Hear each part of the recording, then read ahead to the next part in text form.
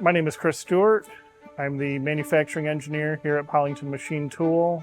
We machine primarily aluminum and steel for aerospace, automotive, commercial, renewable energy projects. We went from being just a small operation to a very large tier 1 operation for a couple of vendors that we manufacture a lot of parts for.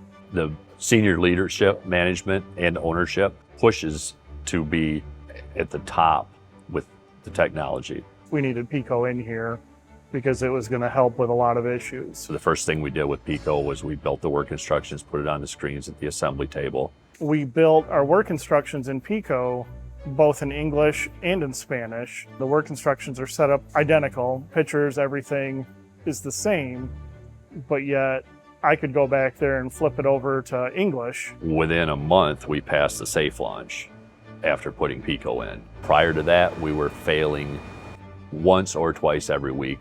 All the data is logged. Take a part in the beginning, take another part, and by the end, those two parts are tied together to form a new part.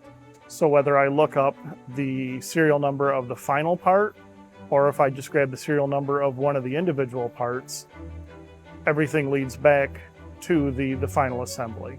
Now we can start to share that information with our customer and they can access it.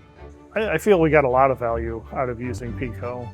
I think we'd be struggling back here a lot more without it. Not just the work instruction side, but tracking all the parts.